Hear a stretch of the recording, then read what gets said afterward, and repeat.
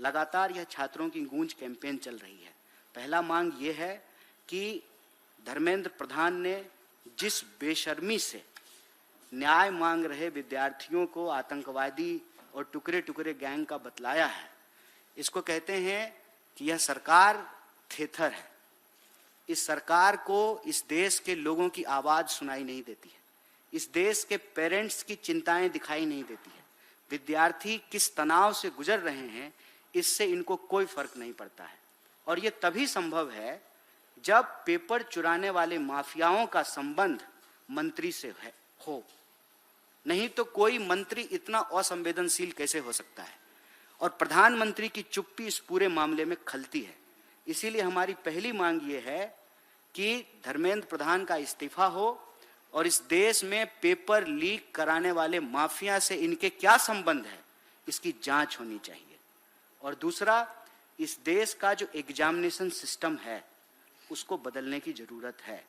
मैं आपको याद दिला दूं कि एग्जामिनेशन सिस्टम को बदलने को लेकर के यूपीए सरकार ने एक कमेटी बनाई थी, लेकिन एनडीए की सरकार ने मनमाने तरीके से एनटीए को स्थापित कर दिया और शिक्षा व्यवस्था में एग्जामिनेशन की प्रक्रिया सुधरने की बजाय और ज़्यादा बदतर हो गई है। तो पूरा का पूरा जो हमारा एग्जामिनेशन सिस्टम है उसको बदलने की आवश्यकता है।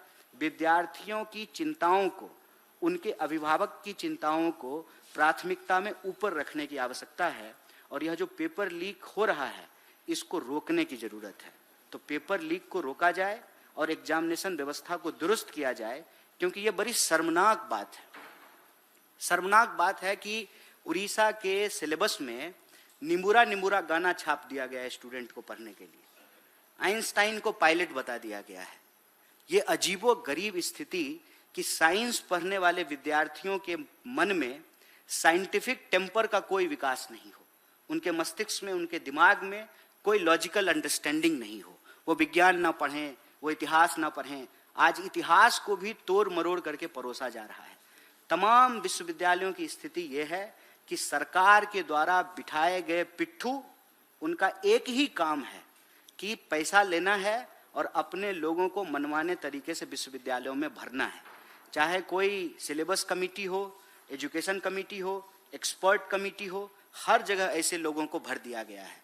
तो ये जो शिक्षा की बदतर स्थिति आज बनाई गई है उसको ठीक करना जरूरी है। एग्जामिनेशन प्रक्रिया को बदलने की जरूरत है।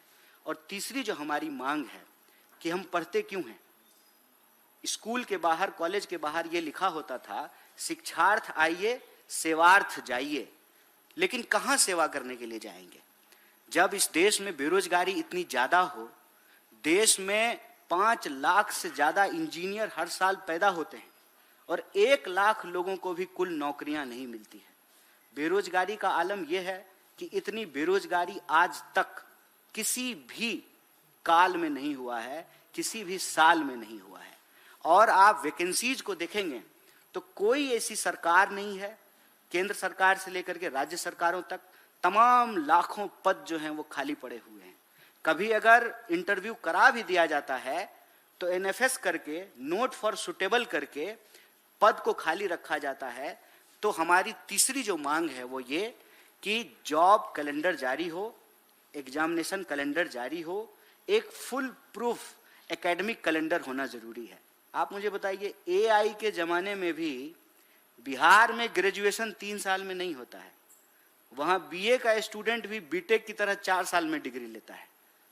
ये आज की बात मैं बता रहा हूं। वो बिहार जहां पर नालंदा विश्वविद्यालय था, जहां पर आजादी से पहले पटना विश्वविद्यालय की स्थापना हो गई थी, वो बिहार जिसके बारे में यह कहा जाता है कि चाणक्य भी वहीं पे पैदा हुए थे, उस बिहार की हालत यह है कि 3 साल में डिग्री पूरी नहीं होती है।